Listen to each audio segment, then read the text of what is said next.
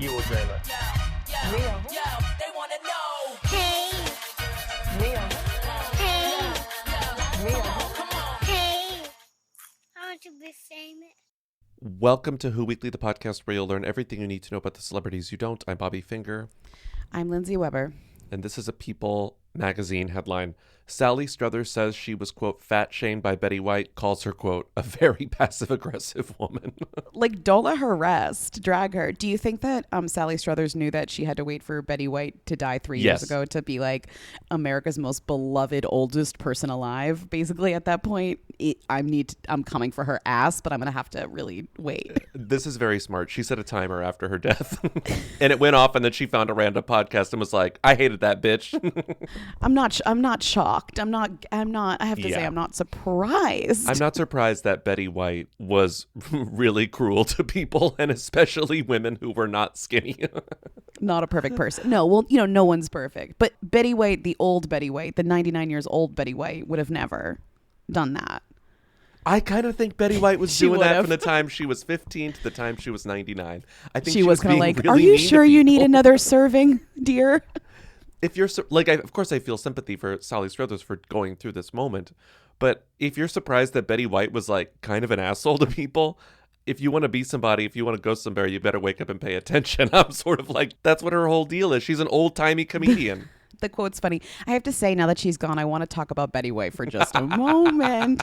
Not that my timer went off. I didn't have such a great experience with her. Really? Very passive-aggressive woman. Oh, interesting. Yeah. We went to her house once to work on a pilot for a new game show. She asked her housekeeper to bring in a plate of whatever to us while we were all sitting and talking about what was working about the game show and what wasn't. And then the plate was set in the middle and it was cookies, I think. So I reached for a cookie and she said in front of everyone, "Oh, I wouldn't do that if I were you, dear. You don't need a cookie." Oh my my goodness. Totally fat shamed me in front of the rest of the people in the room. And I thought, gosh, that's not nice. That's like, not only is that like fat shaming, that's like, if I were to make up a story in which fat shaming existed, it would be like a plate of cookies I reach for. Yeah. And then an old blonde white lady goes, "Oh, babe, you don't need a cookie." Oh, sweetie, you don't need a cookie. And it's Betty White? It's Betty White? And I mean, I know Sally Struthers was literally on All in the Family and is very familiar with mid-century television. Mid-century women, and 70s too. television. But it's like, let's not forget, in Golden Girls, Betty White played the sweetie pie Rose. And in Mary Tyler Moore, she played a bitchier person. Are you saying Betty White was like, a cunt? Are you saying Betty White was a huge cunt? I'm just saying, I think we forget that she was funny in all ways, including cruel ways.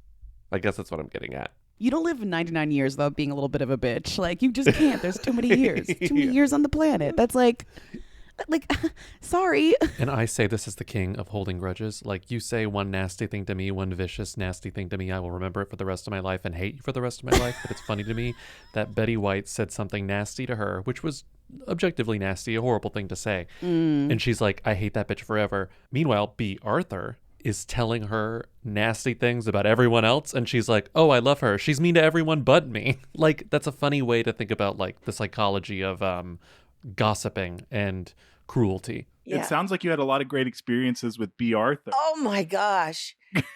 Oh my gosh. Tell us a fun memory. She lived in Brentwood too. She moved from New York to LA. Yeah. And I would run into her at the supermarket and she would trash everyone we ever knew. We would stand in the aisle and she'd say, "What do you think about so-and-so?" And I'd say, "Oh, she's a friend." "Oh, she can't be a friend because she's a fucking asshole." People in the store were like, "What's going on in aisle 5? Oh my goodness. Oh my God. I love that. But I loved how filthy she was. Yeah. And if you're wondering, where did Sally Struthers say this? Yes, she said it on a podcast we'd never heard of called Let's Talk About That with Larry Saperstein and Jacob Bellotti. This is an incredible place to say this too, because it's like, she didn't say it anywhere, kind of, this could have been lost, Yeah. I went to Larry Saperstein's Wikipedia. Saperstein and Jacob Bellotti. Lawrence Benjamin Saperstein is born 1998, citation needed, is an American actor and dancer. He stars as Big Red in the Disney Plus series High School Musical, the musical, the series. That is who Sally Struthers says, I have to speak my truth to them. Are they co-hosts or are they lovers? Or are they both? I think they're co-hosts and lovers. And lovers? Oh, God. They're just two cute gay guys getting Sally Struthers on the couch and being like, let's dish about Betty. Like, tell us the tea about Betty. Drag her. Let's not jump to conclusions. Larry Saperstein, the last line on his Wikipedia is that he came out as bisexual via social media in 2021. Okay, I'm sorry. Okay. His partner is Jacob Bellotti, who you go to his Wikipedia and it's just like 1 million producer credits for every single iteration of RuPaul's Drag Race. That's Drag Race Down that's Under, incredible. Drag Race UK, Drag Race UK versus the world. What I'm saying is they got Sally Struthers on the couch and they said, we're going for the juiciest shit we can think of, which is let's get her to talk shit about Betty White, which I think is incredible because only these two would think that that is newsworthy, which apparently because it's been being covered by People and E and all these places, it is. It is. It's very newsworthy. Who knew that Betty White would still be making tabloid dead 3 years now dead? She's still Dead. like stories about Betty White are still kind of like being aggregated, you know? I'm There's reading something the nice comments. about that. There are so many comments on this. People so mad. They're like, which how makes dare me think you? that like People was so right to cover this because, and also Sally Struthers was so right to say it at this moment because this is still just getting people up in arms. One person, you said, oh, she wanted to wait some time to be a little kind. No, one of the comments is, she waited until after they were both dead and couldn't defend themselves. Coward! She should have said something to Betty then. And the fact that she was okay with what B was doing to other people, but not what Betty said to her, is odd as well. I'm obviously standing B. Arthur over Betty White. No offense. Oh, come on. And B. Arthur, because you want a person who's like a real life cunt versus being like secretly bitchy, right? Secretly, right. Betty White's whole thing is like, I'm lovable, but I'm secretly an asshole. B. Arthur's like, I'm a fucking bitch. What do you want? Shout out to the places that did aggregate this and however they found out on this like relatively smaller podcast, like how they heard about it, because it is funny how this is something that we're like, why is this being covered? But like, then you look at the comments and you're like, this is actually like such a hot topic. Like you have pro, you have con, like people are mad. People are like mad that they cover, people are mad at Betty. She's dead. People are like confirming it. People are like mad that they even are talking about it. They're mad at Sally. They're not mad at the podcast. Like it really is getting people so riled up. Mm-hmm.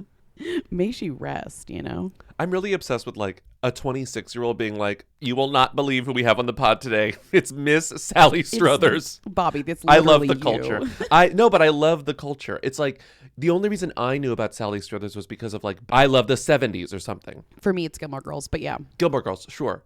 But it's like, I worried that older stars would get lost to time since we don't have that sort of like nostalgia-based programming. Yes. But they're still figuring it out, you know? They're still figuring it out. You're saying, I believe the children are our future I am. and teach them well and let them lead the way. I You're saying that you are like finding a renewed faith that a 20-something could figure out and actually know who Sally Struthers is and care. Not only know who Sally Struthers is, but be like absolutely gagged by their presence on their couch and their podcast. I love that. No, the children are well. The children are well. The children are well. You're listening to Who's There, a weekly call-in show where we take your questions, comments, and concerns at 619 Who Them. Let's play some comments. We got so many calls about this. I feel like the biggest dipshit on earth, but still, we're going to play this Why? call. Because I forgot that was the movie. That's why she was there. Hi, Who Weekly. It's Jason P. Frank, and I am calling because I was listening to this last episode, and Fernanda, is that her name? God, I don't know anything. Yeah, Fernanda Torres section, you talked about J-Lo in Kiss of the Spider-Woman, and how she is constantly trying to remake this movie, and she hasn't, but guess what? She fully has. This movie is made. It is coming. It is going to premiere at Sundance this very year. It's one of the like very exciting things from Sundance, except I don't really know, like it doesn't, I think that in many ways it doesn't bode well for this movie that it's going to Sundance, right? Like, because like, you know, she wanted Cannes or she wanted Venice. I think this movie is about to be really bad, but it's coming out. It's like, we're not free from J-Lo. Like she should be cooling down right now. Like, of course, because like, you know, she had the worst year outside of Katy Perry, or Kamala Harris, of 2024. But she has a movie coming out. So we're going to see more of her. And she's supposed to play, I mean, it's a good part for her, whatever. It's a big dancing role. Chita Rivera did it on Broadway, whatever. But she's coming. I was like, she's got to make it. She'd slay. And I had literally just been talking about this with other people like 2 days before. I think I just transformed knowing that she was doing it into an idea that I had that she should do it. It's a long story, whatever. But like, there's no way that I don't even know what Kiss of the Spider Woman is about. There's no way I would just think of it and be like, she should do it. I think I knew. Oh, you've never seen the original movie? I've never seen the play or the musical. No, but I've never seen anything involving Kiss of the Spider Woman. In fact, the only thing I know about it is that J-Lo is involved with it. So I guess I didn't know.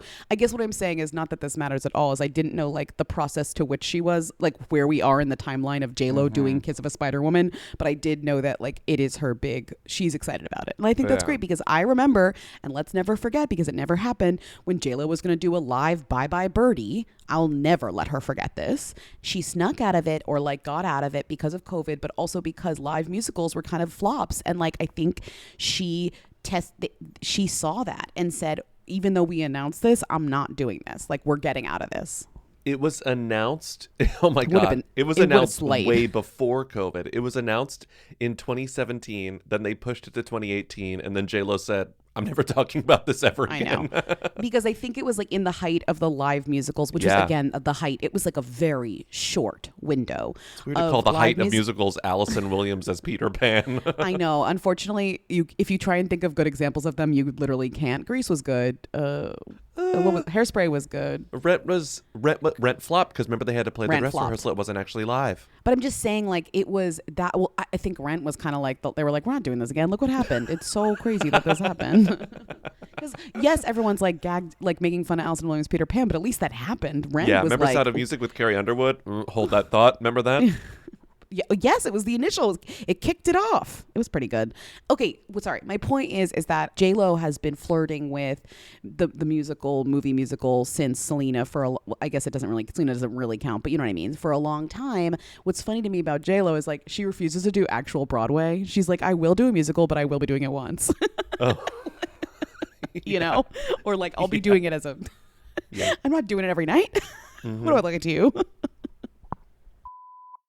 Hi, Lindsay Bobby. I know it's a little dark to call in about the wildfires, but, you know, the human celebrity interest stories are starting to come out of the situation, and specifically Heidi, a.k.a. Spencer Pratt, and Heidi Montag have really gotten quite the narrative going.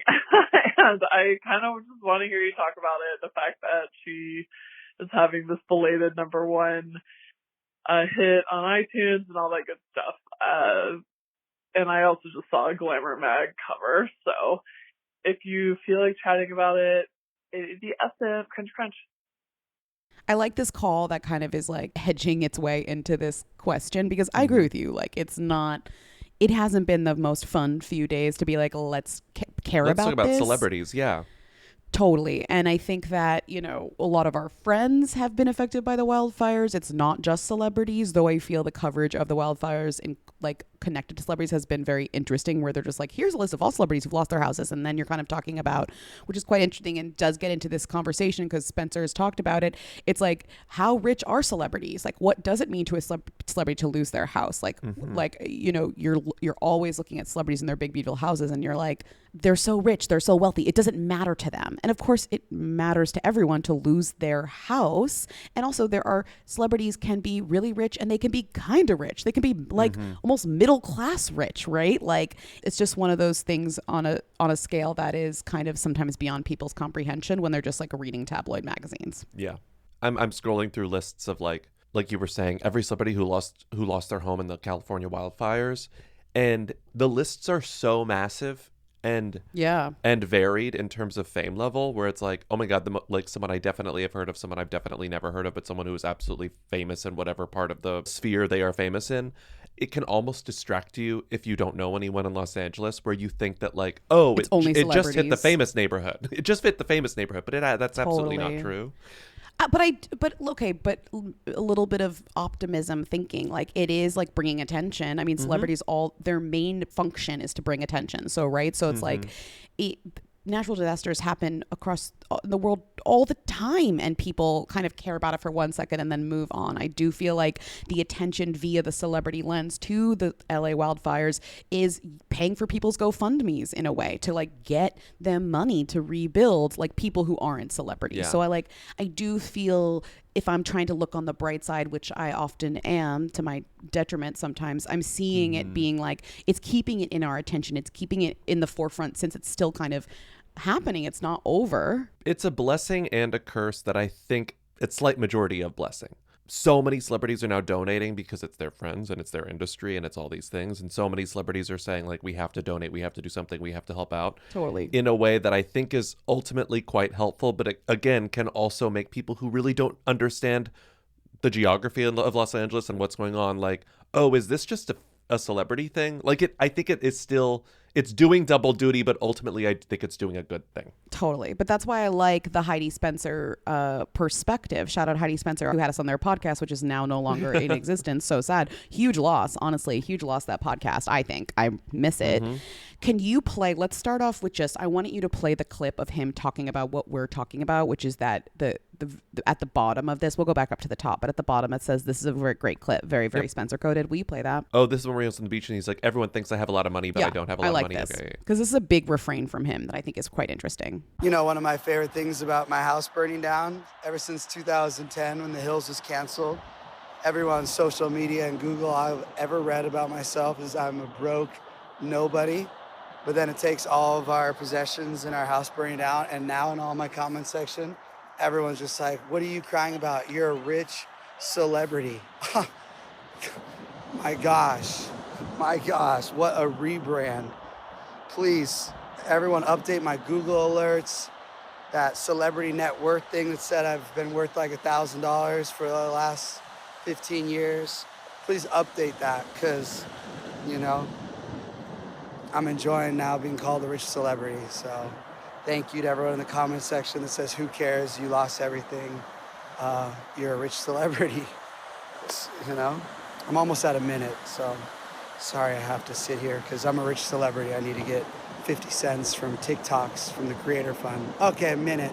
I do worry about it. The one TikTok leaving, I'm not pissed about. If that goes, then, you know, good riddance or whatever for as far as I'm concerned. But I am a little worried because I do feel like Spencer Pratt is like the only celebrity who actually uses monetized TikTok the way that they've meant it to be used and is making money from that. So I am kind of like, I will be bummed for him personally. The other thing, after listening to that clip, it really reminds me of when we were on their pod, just kind of what hustlers they are in nature, in function. I mean, they were like doing their podcast and they were like going to pick up their kids from school, but like also discussing it like with us, like various projects, but each project seems so like in production they were discussing some of the weirdest some of the weirdest and I don't know how to talk about this. Not even weird bad, just like weird, like we're doing what? Like, you're doing what? And they were so passionate about all of it, and they were Yes. telling us about how they were giving us like down to the dollar, down to the monthly income of how much Heidi was making from her international music streams at that time. That was about a year ago, I guess. And they were pitching a reality show about Heidi's music going viral in China that seemed to be moving along pretty well. But I remember what I really loved about it was that Heidi, though excited about the idea that she was going viral in China and very much like, I love my music. She was like, I have kids, I can't travel. Yeah. And so you had this kind of like very real and very like almost endearing picture of a modern day semi-famous couple, and I was very charmed by the normalcy of it in a way, while being also completely not anything that anyone could relate to. I think that a lot of what they do, I think most of what they do is really intentional, and it's done with a wink. They have been experts at like capturing attention and manipulating like press attention for over a decade, like 15 years at this point. Totally.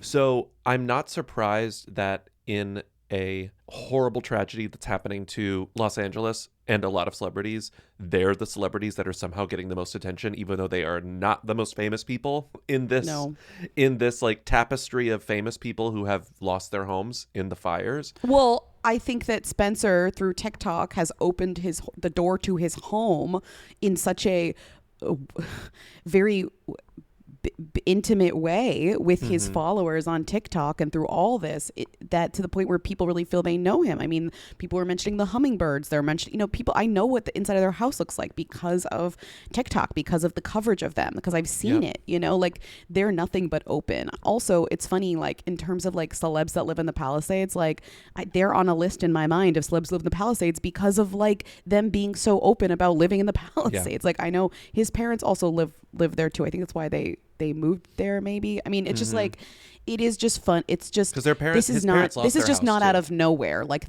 Spencer has been curating the knowledge of his home life in a way through all this other stuff for a long time, not knowing that a natural disaster was going to happen. But it just so happens that people are really connected to where he lives through him. And they're being as funny as they can be in these videos. And I mean, let's be honest, Spencer's doing the bulk of the work here. Because he's addicted to posting.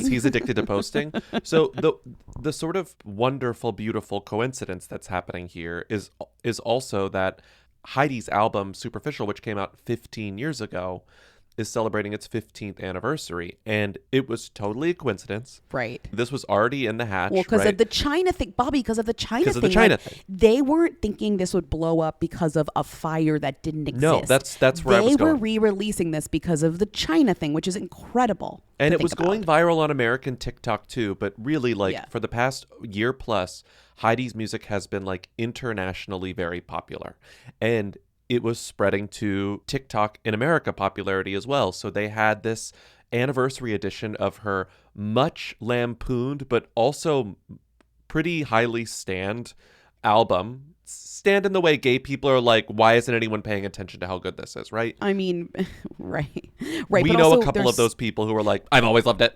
I've always loved it. Don't you think there's something interesting about how, I mean, thank God she made this album in a way which almost felt like a bad idea, but what's interesting about it to me is that Heidi and Spencer have made a lot of things, but you streaming The Hill, like what is their most famous thing they made, right? The Hills and Laguna Beach, right? But you streaming The Hills and Laguna Beach does not help Heidi and Spencer. That is not their product. Like they're on it, they're famous for it, but they don't make money from that. So if you want to directly support Heidi and Spencer, this album, whether you like it or not, even if it's not why you like them, is the thing that gives them money, right? And that is what Spencer is saying in basically all the videos he has made since the fires. He's like, this is our product. If you want like us, this is what I need you to help us do. And it's smart in a lot of ways. The main way is because we have seen in the past 2 weeks celebrities posting GoFundMes for themselves and people in their families, and everyone needs help right now. But that is not going to stop people rolling their eyes and being cynical about a presumptive rich person asking for money from their followers who are just normal, right? Yeah. I think people do not want to see a celebrity. People don't want to see a celebrity at all. People don't want to see it.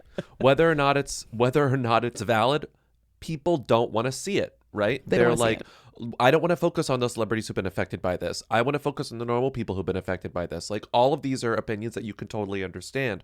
But what Spencer's doing that's helping him break through that sort of weird celebrity stigma is he's not saying, give me money. He's saying, stream my wife's music because you listening to this music will get me money. And people were listening. People said, okay. I think someone did launch them a GoFundMe separately. I don't want to say that didn't happen. I don't see a lot of actual celebrity GoFundMes. I'm seeing in turn. Yeah. Cause I do think there was some blip where Mandy Moore posted someone else's GoFundMe and then she got kind of yelled at and then she was like, fuck members. You. Yeah. Yeah. And she was like, fuck you. And it's kind of yeah, truly fuck you. Shut up. Let her, post someone else's GoFundMe, because that's the whole thing where it's well, shouldn't you've given them the money? And it's well, her house burnt down too. Also, GoFundMe, the idea is not that one celebrity gives them all the money. It's a group funding thing, whatever it is. And also, you don't know if she gave them money or not. I don't know. Spencer and Heidi do have a GoFundMe. It was set up by someone else, and it's made some money. But you're right, people do have them. But I'm just saying, when Spencer is asking for help on his videos, he's not saying click this link. He's saying stream. Yes. I'll do it, Which I know this song from their podcast. It's the theme song, which is funny because I was like, oh, I know this song. And it's literally because the 15 seconds plays before their podcast starts. I'll be around tonight if that's what you like. All right. No.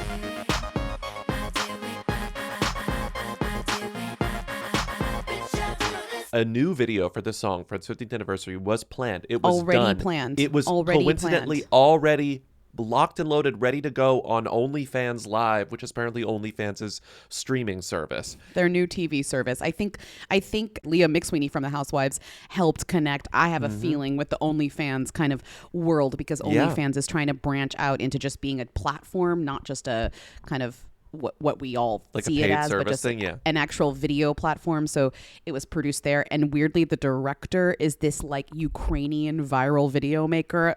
We don't need to get involved, but like I was kind of like doing a little dig. But they made this video for the relaunch of the album. But then clearly these fires happens, and they were like, "Get this out now!" And then everybody was like, "Kind of iconic for you to make a music video for a song that came out 15 years ago." And it's like, you're right, it is iconic. And what's kind of amazing about it is that because when this album came out at the time, because it was kind of a flop, it's like they didn't invest to make music videos for it. Nobody wanted to make a music video for it. Maybe Heidi did, and she finally got to. So now they have this sort of like success story where it's like they're updating, like, oh my God, now we're number one in the Philippines. Now we're number one in all these. We're number one in fucking Spain. We're number one in Germany. We're number one all over the place. Oh, did you see the video where it's like, we reached out to Pitbull. Pitbull's going to do a verse on the remix and we're going to release that. Great. They're getting all this attention from people online too, like the viral stranger tweets where people are like, give them a reality show where they're rebuilding their lives. Yes, that is a great idea. I hope something like that happens. Great. Well, I do think that now this whatever reality show has been in the cooker for them, I hope gets pushed through with this new interest, because we know from personal experience that there are 40,000 reality show ideas that Spencer has been trying to pull through, and Heidi was desperately trying to get on Housewives, which, like, who can blame her?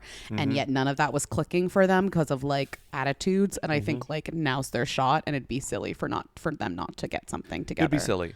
Did you watch them on Good Morning America? Because I think there's this moment.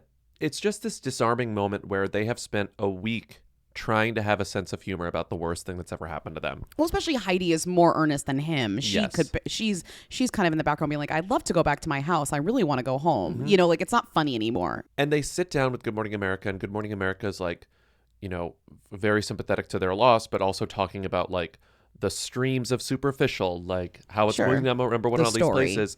And Heidi and Spencer fully break down crying, and it's so, I mean, it's absolutely heartbreaking. It's a place that you love, that you live, that's a refuge from the world, and to have that be gone is a really difficult concept to continue to daily deal with. And neither their house nor their possessions were insured.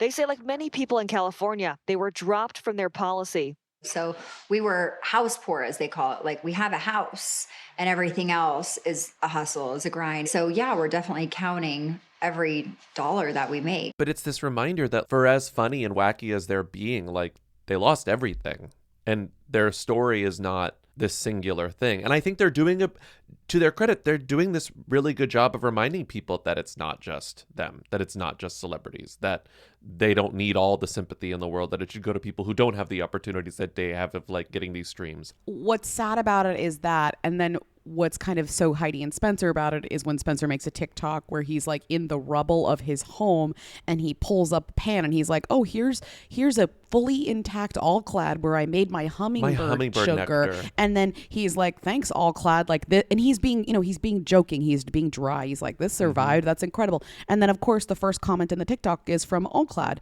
We are so sorry for what your family is going through, but happy that there was a silver lining. Stay tuned for a new set and stay safe. And it's like, this is the essence of Heidi and Spencer in terms of their celebrity. It is this it's this power play with the idea of being famous, of being not famous, of celebrity, of the kind of world that they live in, of the attention that they get. And I feel like Spencer has been like, this is his job. So all he does is his job, right? Is try and turn their celebrity into money. And he has throughout their careers had various successes and big failures too, trying to do that. Like, it is very like middle class celebrity in a way, right? Yeah. Like, that is his job. And like, but he is not succeeding, nor is he failing at it. He's like just down the middle of the line in a way. Yeah. And this blip, even though it's from a tragedy, it's like, how could he not see it as an opportunity? They have 2 kids, right? Yeah. I think the reality show's finally actually coming. If it's not coming, it's like people are making a mistake. Whatever's happening, whatever was in the cooker has now been shifted, and it's gonna be positive for them. You know? Yeah. I think I mentioned it in the last episode too, but thanks to specifically our Patreon support, we were able to send money to the Mutual Aid Network of Los Angeles, and we had heard from people who lived there that was a great resource. So if you're looking for a place to give and you don't want to give to Heidi and Spencer, I totally understand. So give to the Mutual Aid Network. So stream Superficial and give to the Mutual Aid, you know? And also, I'm sure there are plenty of other GoFundMes that are not by famous people, because again, this did not just affect famous people. That's a great place to do it. So thank you to our patrons for giving us the opportunity to even make that donation. We appreciate it. And we will move on now. I want to be famous. Hey, I'm Ben Stiller. I'm Adam Scott. And we make a TV show called Severance. On January 17th, Severance is back for season 2 on Apple TV+, and we can't wait for you guys to see it. And before the premiere, Ben and I are going to be binging season 1 and putting out daily recap podcasts. Yep. Each weekday beginning January 7th, we'll be dropping an episode featuring exclusive behind-the-scenes tidbits and brilliant insights from our cast and crew and us. Patricia Arquette, Britt Lauer, Zach Cherry, John Turturro, the list goes on. All your favorite Lumen employees, their friends, families, enemies, in your feed every single weekday. And here's the best part. After that, we're going to keep going. Tune in weekly as we recap every episode of Season 2. The podcast drops on the same day the episode comes out. It's the Severance Podcast with Ben and Adam. On Apple Podcasts, the Odyssey app, or wherever you get your podcasts. I want to be famous. Tom Daya engagement confirmed on Tom Holland's father's Patreon. Can you please subscribe to Tom Holland's father's Patreon and tell us what he writes about? Crunch, crunch. Women belong to balloons. Should I just subscribe for a month? If you want to support Tom Holland's dad. This is a nice story, though, because there is a lot of history. Tom Holland's dad is a comedian. Tom Holland's dad, Dominic Holland, has a career. He is a stand-up comedian. He worked for a long time. He won a bunch of awards. He was on a bunch of shows in the UK. He wrote a bunch of books. He had a bunch of hosting gigs as stuff. Like, he's a thing, right? Yeah.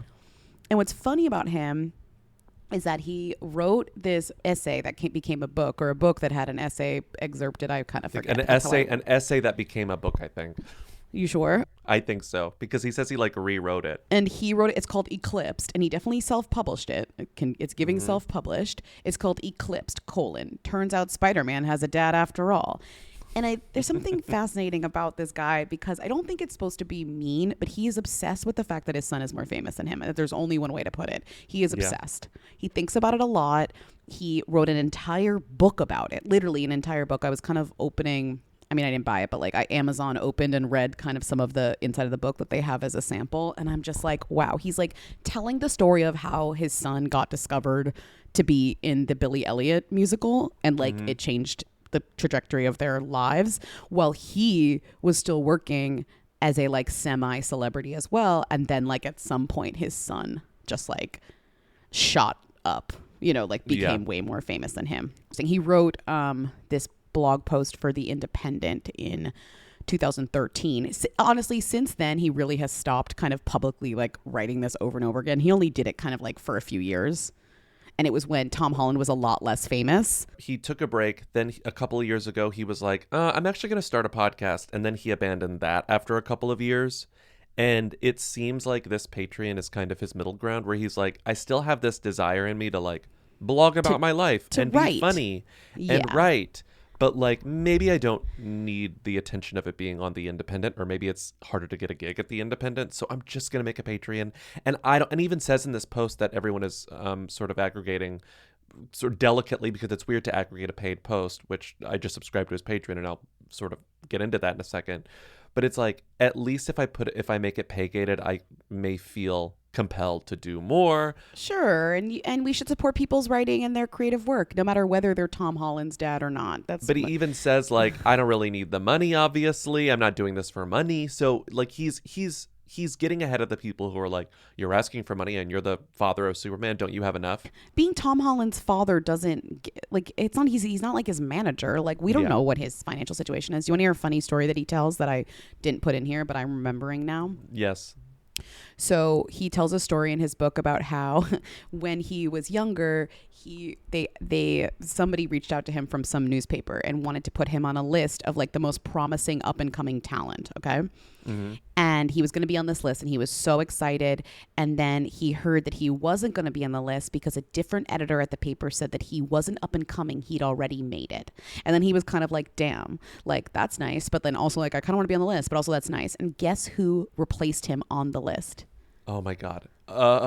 No, who? you're not going to guess, but I'm just saying for dramatic effect, you're not going to guess. Who? Ewan McGregor. Do you know how? Do you know why that's funny? The Impossible. Because Tom Holland's big break was being in The Impossible, and guess who his father was in The Impossible? Ewan McGregor. Ewan McGregor.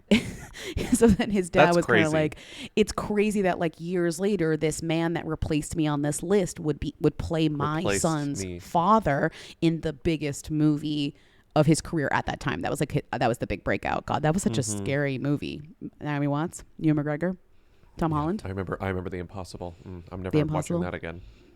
No, I'm no thanks. But yeah, so he's I will say like he's a funny guy. I also am kind of like, it makes sense that like this man and his son are both actors and performers. Like that's just how things work sometimes. But what's funny is this, it's hard to be like this is nepotism because it's kind of the way that this guy just discusses it. It's like very much not, because the way that Tom Holland got famous is not because he was being pushed by his family or because his father was famous enough to get him a thing. He literally like randomly attended a street dance class and then was spotted by somebody affiliated with Billy Elliot, like the musical. Yeah. And that's that. No one is even accusing Tom Holland of being a nepo baby. No. And this is, I mean, it is a really unique situation where and especially because this dad is so vocal and open and a writer and a comedian, and God, I watched that entire clip you put in here of like making fun of fat dads. I was like, God, speaking of fat shaming. Oh, I didn't put that in here. Timmy did, but I didn't want. But I clicked it, and it was appalling. Yeah, totally. It's just like weird. Some of the comedy is funny. Some of it is like, oh my God, I don't want to watch this. But it's like you do get the sense that like this is a different thing, because this is a parent who is like kind of resentful of their child's fame. But no, it is kind of resentful. It's resentful mixed with curiosity, mixed with kind of disbelief, mixed with kind of just like this weird. It's good, it's bad, it's fascinating. And also what's crazy to me, his name is Dom Holland. Tom Holland, Dom Holland. Dominic Holland. Meet my son, Tom Holland. So yeah, so when they sourced his Patreon post with news that related to the engagement, that's crazy. I will not read the whole thing because again, it's $4 a month to get this. But there was a post on January 16th. They quoted it. Yeah, it's about why he's on Patreon. And then it leads to like the speculation about Zendaya and Tom's engagement. Then he tells the story of his engagement. And it's like a cute story about like how he afforded the wedding rings. But then at the end, at the very, very end, it goes, for most blokes, the stress of purchasing an engagement ring is being able to afford it. I suspect that this was the least of Tom's worry, more concerned with the stone, its size, its clarity, its housing, which jeweler. After Nikki, his wife, said yes, an awkward moment ensued because, of course, I had nothing to give her. So, an auspicious start, but perhaps here we are, 30 years later and still married. 4 boys and pretty much everything in order. My, quote, stardom and riches aside, obviously. And I'm comfortable with this. I'm not short financially because he's short, and I don't envy those who are gawped at wherever they go, which brings me to the newly engaged couple. I do fret that their combined stardom will amplify their spotlight and the commensurate demands on them, and yet they continually confound me by handling everything with aplomb. Aww. So it goes on a little bit, but it's like lovely. it's a sweet sentiment from that's sweet. A father. And also it's interesting to him because he's like, I work in show business. He would put in quotes, I work in show business. That's my quote job. But I don't have this thing where I'm so famous I'm being followed around. And I find that to be very alarming. And this is what my son has. And like, I worry for him. And I think that that's like a really interesting thing to be like kind of striving for fame, but then knowing that the pitfall is kind of like what his son is receiving currently. I was talking about this with someone. God, who was I mentioning this to? It is endlessly surprising to me how crazy this couple makes me feel, because I know that they're absolute thems. They're so famous. They're so successful. They're hot. They're rich. They're everything. They're just Hot, like rich. and they're non-problematic. They're just like they're everything. These two, Zendaya and Holland. Zendaya and Tom Holland. Yeah. And I don't really even stan either of them. Me neither. To be clear, I like them both, but I don't Me stan too. either of these people. Same. It's crazy to me how normal they both seem, and like almost borderline basic. It is so weird. I can't think of two other famous people in the current climate who are as famous as they are while maintaining a almost disarming sense of normalcy. Totally. It's so weird. Oh, Totally. I remember who I was talking to. I'll tell you, but the person I was talking to was like, I kind of think it's because they don't have a lot of friends. And I was like, I think they don't have a lot of famous friends. And they have each other. They work a lot and they have each other. And they have their parents. You know, I also think it's like both of them have been famous since pretty young age. Both of them like got their start young. That's Good why head like on their shoulders. Zendaya is such a kind of icon to a lot of people because they grew up with her. So I think like she means a lot to people in ways that me, because like I don't feel as strongly about. I will say like Zendaya and Challengers and Euphoria is like, for me, the what is and Dune is like bringing me over to the Zendaya camp in more of a pronounced way, like because I hadn't had anything to grasp onto for her until then, aside from her being beautiful and kind of like a fashion icon. It's just like the Challengers of it all really like has caught me, right? Like I'm not, and also for him it's like I'm not a Spider-Man person. Like no. I've never seen his Spider-Man movies. I've seen so The Impossible. Like, that's it. You have to be kind of like in the realm of their work. Them as a couple, right, you find charming because it's like they knew each other so young. They're both like child stars that have grown into like incredible performers and like really mature people, it seems. They're able to deal with this for now. And like there's something charming about that, them as a power couple. But that's like what his dad is saying. He's like, them as a couple is so much more powerful and so much more alluring than them separately. Yeah. Yes. To people. I agree.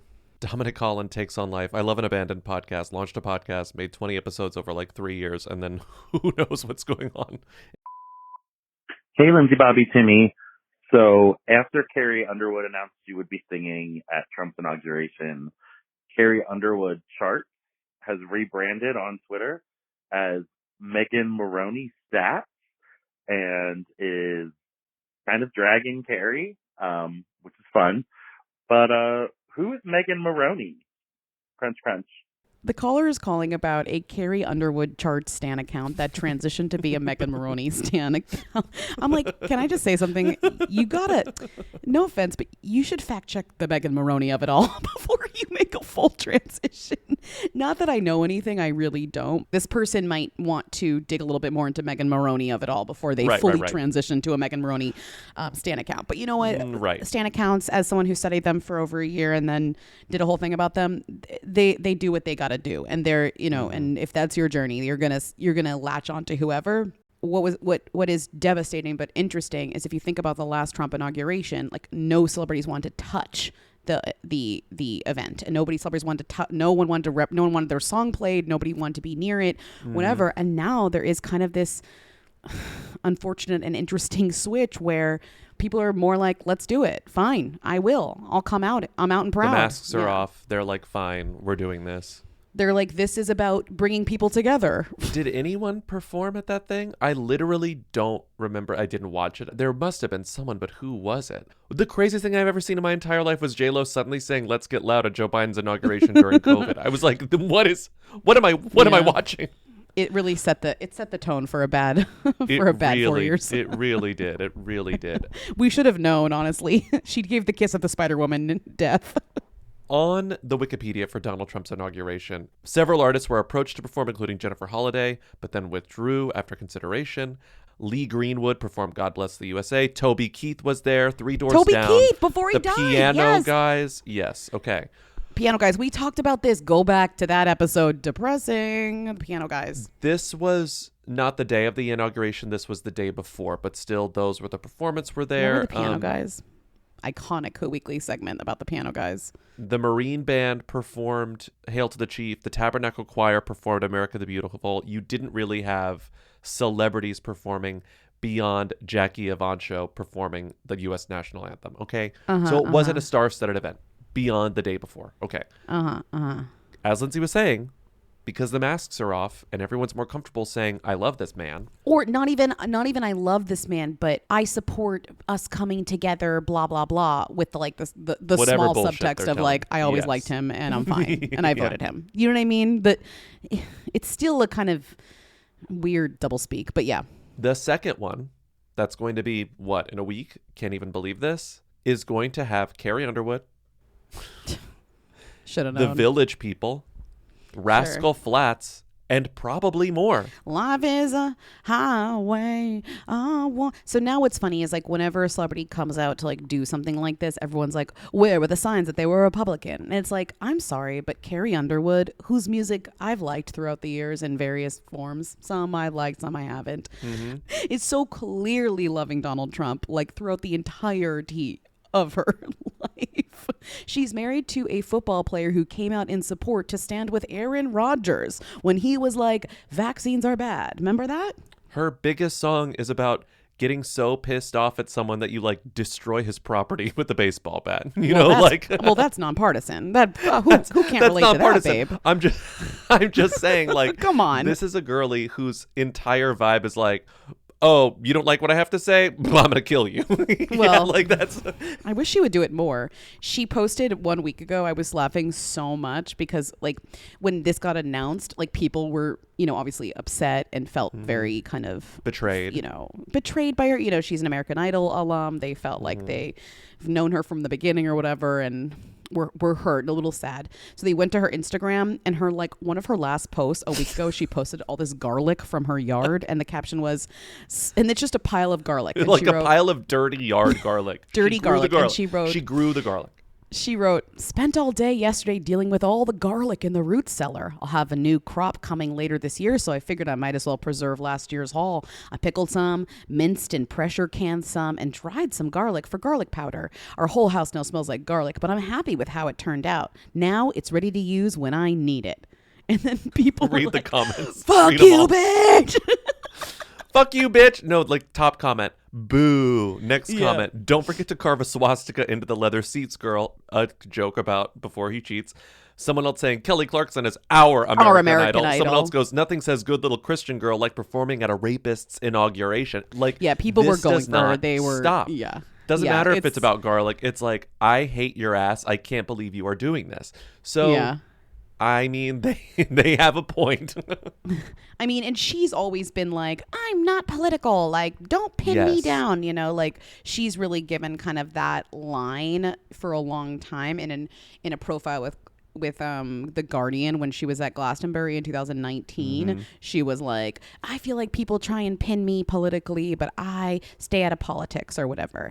But that's been her part. That's been her thing for a long time. This is very political. Yes. Like this is really it's one thing to be like neutral as she's been or just not saying anything or doing anything, but like this promoting an inauguration is pretty political, babe. Well, I think that's ultimately like, if this is why are we talking about this? Carrie Underwood is a them. She is, yeah. I think you're right that this is a dark harbinger of things to come, where it's like, oh, these celebrities who kind of kept their political leanings private for a long time in order to sort of advance their careers now no longer have to be afraid of this anymore. Or they feel like they don't have to do it anymore. Do you know what I mean? Yeah, I think that this is like opening the floodgates where it's like, we're going to see more and more thems and who's say like, I don't care. Yeah. Yeah, totally. I love this guy. Okay, or not even I love this guy, but just I'm a patriotic American and I support our president no matter who he is, which I think is an interesting way to kind of phrase it. So you're kind of like not dealing with having to talk about Trump or defend him, but you are just kind of like, I'm a patriotic American no matter what, beach, no matter what. or like whatever it is, right?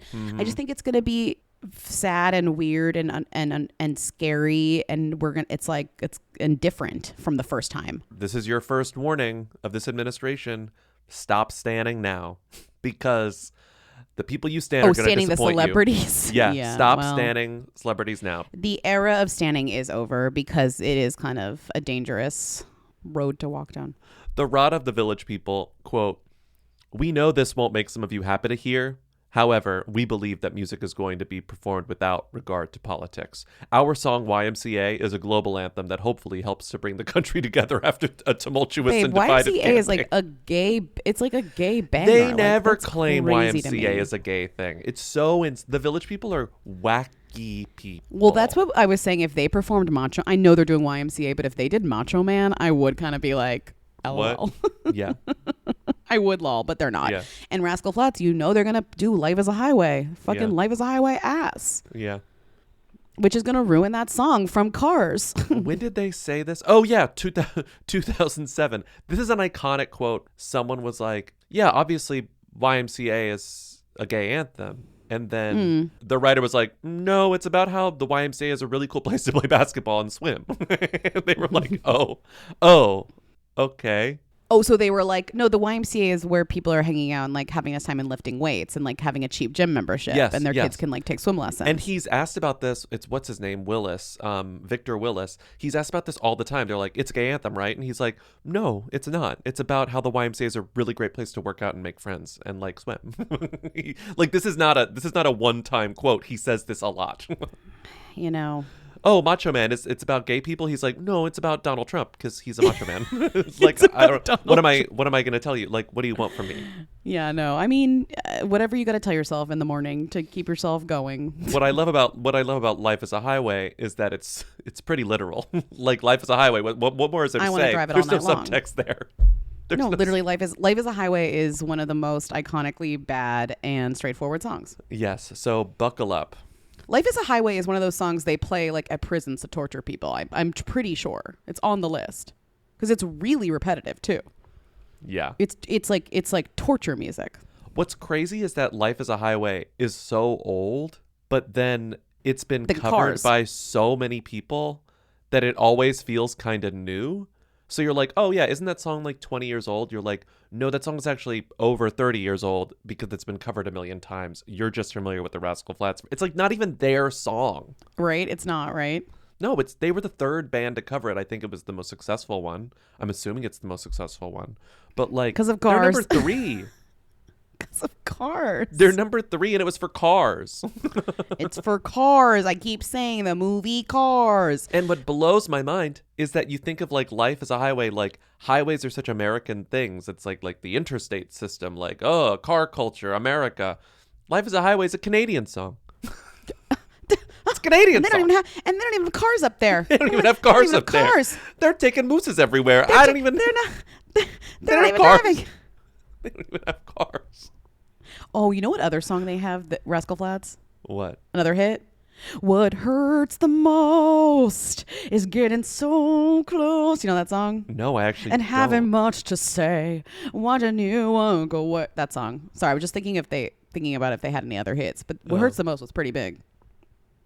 I don't know why. And what hurts the most? Oh, I get now. It's coming back It's also to me. a cover. Okay. It's also a cover. You know it. Don't act like you don't know it. Once I heard it in the voice of Rascal and/or Flat, I love it. I was like, I get it. No, You know it. You know it. This sucks. Okay. I mean, what a bad dark segment, but that sucks, and we can move on. I know. Sorry. Another bad dark segment. How much of this same it? How much of this same it? Jessica Simpson and ex-husband, ex-partner, Eric Johnson, have split after 10 years of marriage. Sorry, I just woke up and I still have my retainer on. Love you guys. And then this person called again, by the way. Jessica Simpson and husband, Eric Johnson, split after 10 years of marriage.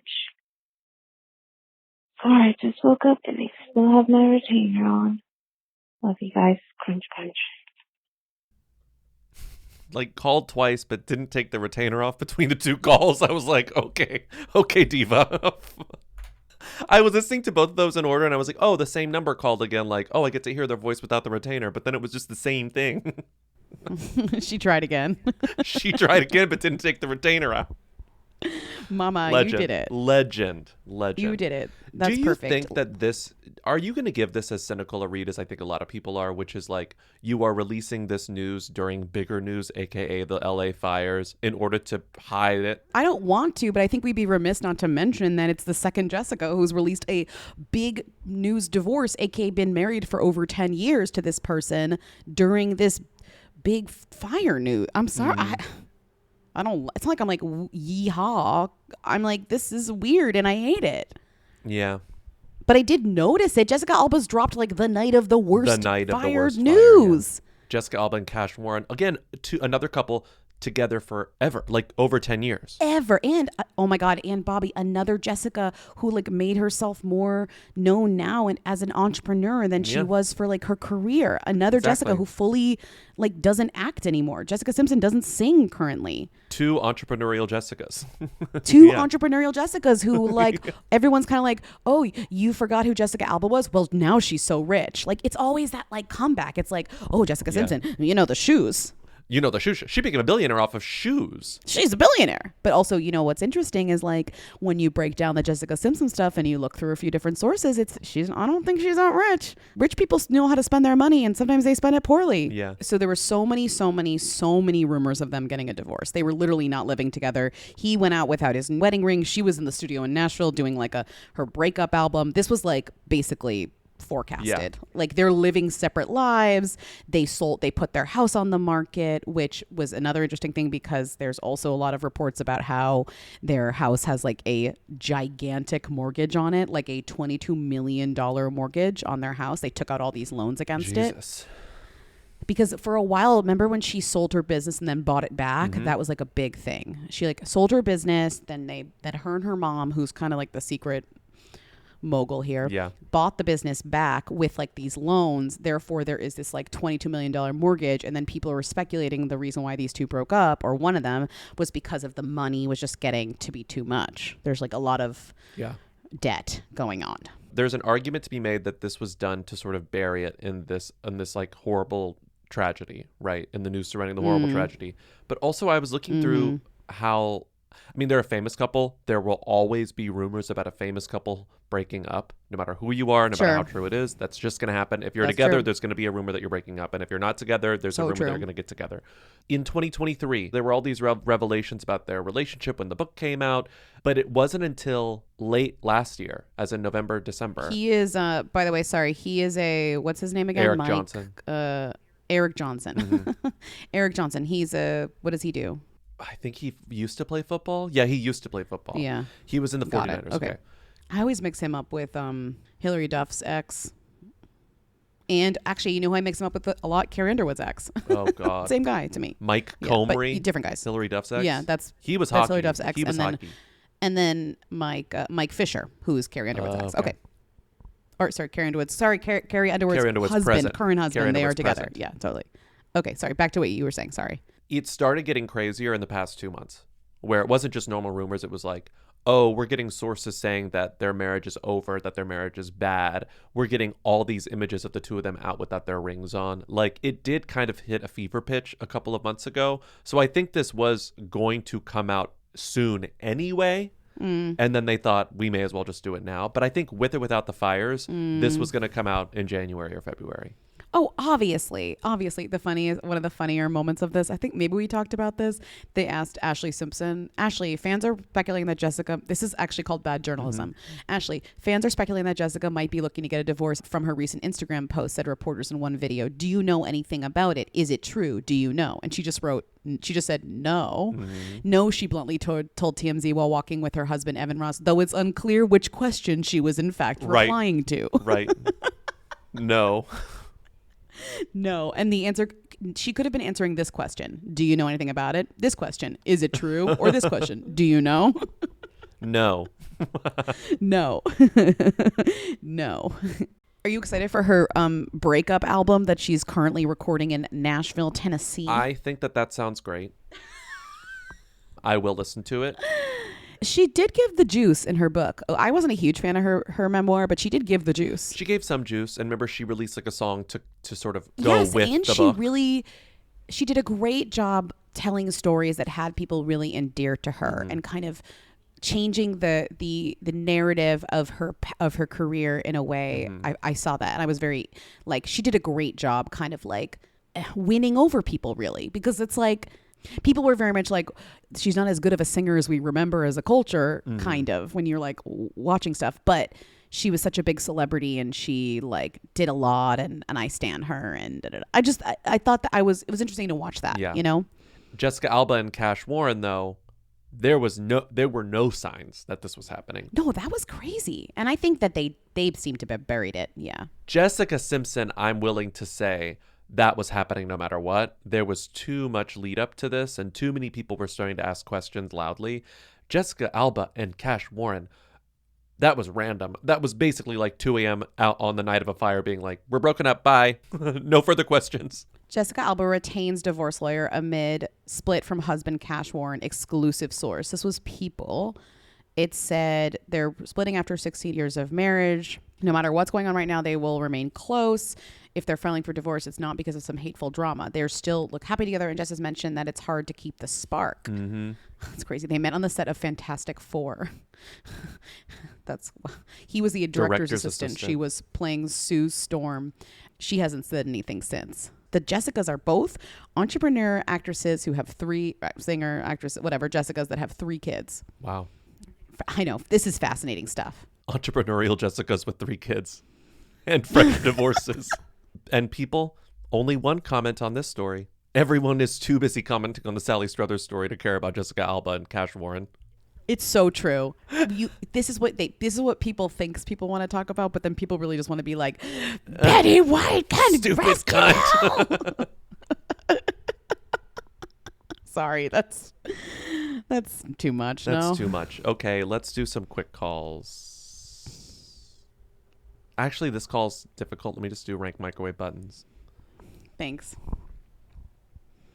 I hate that I said that out loud. It's too early and I haven't eaten breakfast, so can you please not do? Hi, Lindsay, Bobby, Timmy. First time, long time. I was just cooking something and I was looking at my microwave and I was wondering if you could rank the microwave buttons from who to them. So I was thinking I kind of use the plus 30 seconds button the most. But then there's like defrost, soften. I also have a potato button on mine. So yeah, I guess defrost, soften, popcorn, classic kind of controversial button, plus 30 seconds, and stop. I feel like people are also kind of torn about whether to use the stop button. Okay, that's it. Showing whole. Bye. Wait, I'm sorry. You're putting soften and defrost and popcorn in the same category as like start and stop. I don't like typically adding to the list that the callers call in with, but I think that this caller was a little confused and not quite sure what they wanted to add. So I'm going to add timer, because timer is interesting because like my microwave, to use the timer, you have to click timer, then type in the time, then click timer. But my parents' microwave, you just type in a time and then click timer and it does timer. It's a confusing button. And I'm always hitting 1 because 1 means 1 minute. Mm-hmm. And I'm like 1 minute. And if I hit that 2 times, that's 2 minutes. I'm only doing it in increments of a minute. So it's like a minute, 2 minutes, or 3 minutes. Mine, I have to type in 100 or 60. Oh, I'm never doing that. I'm always hitting just the 1. Or, actually, maybe I don't hit the 1 multiple times. I hit the 1 or the 2 or the 3. It's like 1 minute, 2 minute, 3 minutes. Kind of, this is a hereditary thing. I typically, when I put things in the microwave, my mom always put everything in the microwave for 3 minutes and 33 seconds. She always went 333. No. And sometimes like canned it? food would heat up in 3 minutes and 33 seconds. Like a can of whatever, a can of green beans, a can of something. So like I usually, when I use the microwave, I just do 333. That's so cute. And then I just stop it early. But like even if I only need like a minute, I'll stop it. I love plus 30. I think popcorn is very themmy, but as the caller said, you never know what you're going to get with the popcorn. I'm using potato a lot. Usually not for potatoes. I don't know what I'm using it for. I'm using start and stop. I'm using plus 30. I'm using 1, 2, and 3. We're missing reheat. That's another one. This is very like microwave to make microwave, you know? This is actually impossible. I don't know that we can do this. I think popcorn and defrost are the only like themy buttons. I think the themiest is no, stop and start. Stop and start. Stop and start. Defrost and popcorn, the only themy microwave buttons. Everything else is a hoop. The way that because I'm on vacation vaguely, I feel clarity in this and not like insane talking about this is really saying something about my current. And also plus 30, not every microwave has that. When I got a microwave that had plus 30, I was actually pretty happy. But you said, oh, I love plus 30. This call is impossible. Thank you, caller. This was impossible. Do you always overshoot your timing on the microwave or do you undershoot? I only undershoot when I'm specifically like softening butter or melting chocolate, where it's like, oh, I'm power level 2 and I'm going at 15-second intervals, you know, like I know, because iconically I'm really bad at at doing something so it doesn't splatter the microwave, which I've done so many times, and like I do feel embarrassment about the splattering of the microwave. You don't want to see my microwave right now. I don't even remember. Well, I don't even remember when that happened, but it's just a fact of my life that there's crap all over there's splatter all over. There's a splatter situation, and my microwave is like high up, so if I do want to clean the microwave, I do have to like get out the thing and like get up there and like really get in. Step stool. Lindsay has to get a step stool to clean the microwave. It's not happening. It's not happening. It's just a lot of work. So, okay, I would say that the thems in this list are start and stop, and then everyone else is a who. Not even popcorn? Because it depends on your microwave. No. Well, because I guess that's the number one thing you're making in a microwave. You know what's going to be there. You judge microwave popcorn on the pop sounds. When the pops slow down, then it's over. It's not when the microwave popcorn I'm doing button stovetop. is done, you know? I'm doing a stovetop. No, same thing. Usually. Same thing with stovetop. Okay, let's plus 30 though is a nice one though. Okay. This is one of the craziest calls that I can remember ever hearing, and there are adjacencies in here that made me feel a little insane, but I'm gonna play it just because I'm just play it. Hi BLT, sorry about my turn signal. I was wondering if you could who to them the famous AAs, Alcoholics Anonymous, American Airlines, AA Battery. That's all I can think of, but you're welcome to add to the list. Okay, Crank and Hank. A sign off I barely remember. Turn signal Foley effect the entire time. I feel like she got severed for like the premiere of Severance season 2 and then like made this call. Like what? To answer the question, no, we're not going to do it. I mean, answer it, but like, it's just funny for you to be like, okay, to answer your question, which is absurd, which is completely. Maybe I don't even want to answer the question. Diva, you want to do who to them, American Airlines and Alcoholics Anonymous? You want to fight that out? We just did microwave buttons. Makes microwave buttons look like child's play. Alcoholics Anonymous and American Airlines. Oh my god.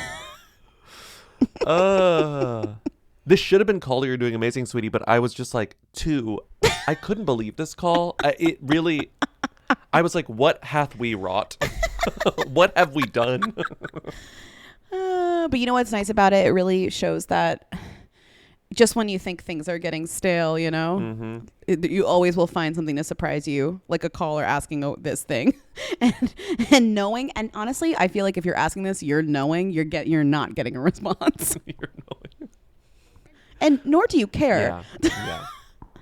Okay. Hi, Lindsay, Bobby, Timmy.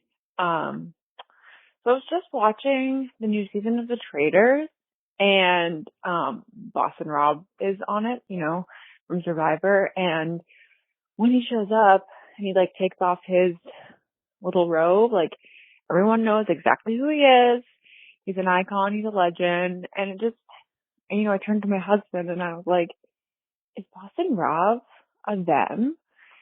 I mean, I know he's still a reality star and maybe that just like makes him who he just by proxy, but it does kind of feel like all of America knows who Boston Rob is. Like, I feel like my parents, who have never seen an episode of Survivor, know who Boston Rob is. I feel like he's a very recognizable face and has like a true presence. So I don't know. I'm just curious to hear your thoughts on that. you know, I'm a fellow Bostonian. So anyways, love you. Grunch, grunch. Love your show. Bye.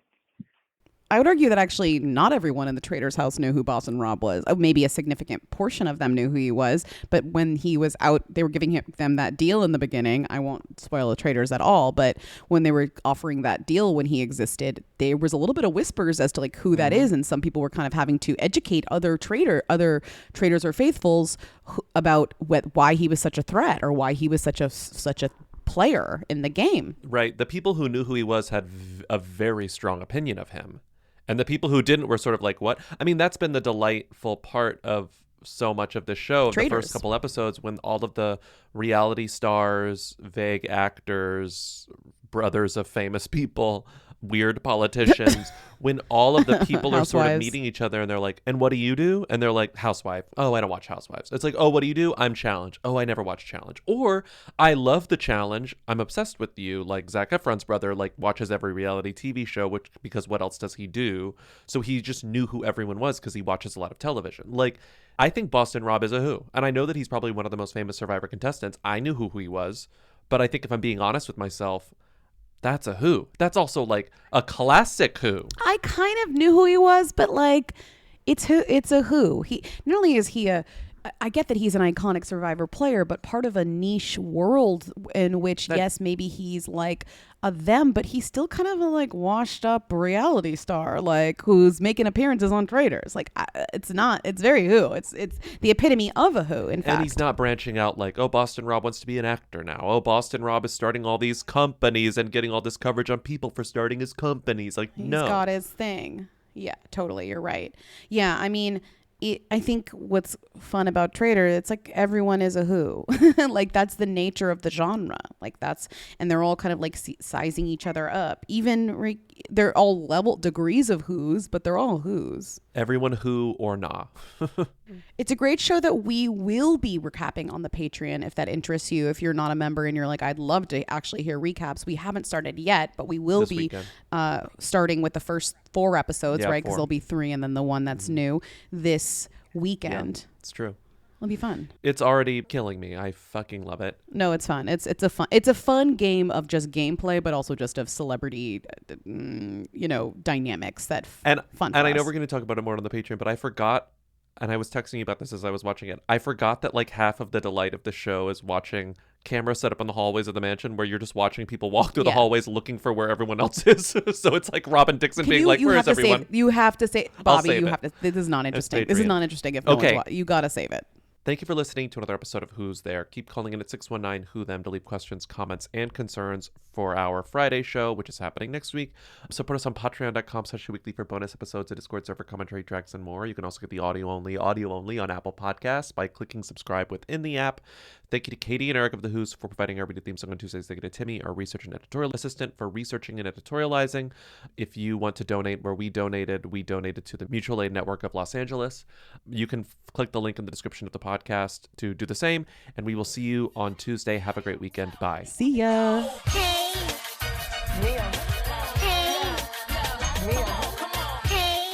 Very passive-aggressive woman. Oh, interesting. Yeah. Hi, Lindsay, Bobby, Timmy. I know this call is too late to end up on tomorrow's call-in show, but I was finishing up Tuesday's episode, and you were talking about Joe Manganiello, and it reminded me of something that I thought you would get a kick out of, which is the fact that I worked at HBO during True Blood, and when Joe Manganiello was cast on True Blood, and it was at HBO when they still had a dedicated casting department, where they had an executive named Terry Frazier who was the, vice president of casting for HBO, and so she did all of the initial casting, and she was lovely. She was like a 4'8" little tiny lady, and when she cast Joe Manganiello, she walked him around the office like a show pony, and basically kept asking him to lift his shirt up to show the women in the office his abs. And obviously this was before Me Too and before, it was still very much the like Harvey Weinstein era of Hollywood, but he did it, was totally game, was gracious, was so lovely to like all of the women in the office, the assistants, the executives, everybody. And that was such a good day. I got to see Joe Manganiello's abs before the world did on True Blood because he was walked around the office like a show pony by the VP of casting. And it was so earnest and genuine and hilarious. And yeah, for that, I will always find him delightful. So I hope you enjoyed my ridiculous Joe Manganiello story. Crunch, crunch. So I called in last week about the Who Weekly Wikipedia page not being edited for 8 months. And I sort of lit a fire under everyone to get on that and update it with the latest segments and the live shows. And oh boy, did people come through. It says it was last edited 2 days ago, which means it was edited the day after the episode dropped. And so people were really dedicated. I see that there's now a Beckham Watch segment included on the Wikipedia page. There is also mention of the live show with multiple citations. So someone's really doing the homework, and just making sure that the people know about Who Weekly. And to make good on my promise, I will donate to the Wikimedia Foundation. And I'm probably going to donate in the amount of $1.36 in honor of this phone number. So thank you all so much. Crunch, crunch. Everyone seems to be complaining about this Robbie Williams monkey biopic where he is a chimpanzee and then everyone else is normal. But no one is complaining that these songs sound like Ed Sheeran songs and not Take That. I think Ed is a them. I think Take That is a Who. And that should be a problem for everyone because this is supposed to be a musical about a Who. Am I right? Crunch, crunch. I just realized that I called in a few minutes ago about Olivia Munn, completely oblivious to the fact that I was listening to a throwback episode and that the conversation I was listening to was several years old. I don't know what that says about me.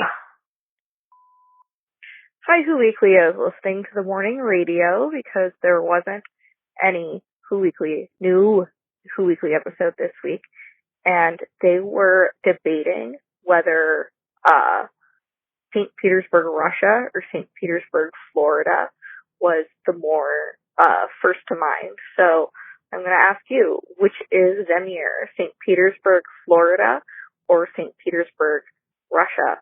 Crunch, crunch. I hope you had a good weekend off. Bobby explains fractions.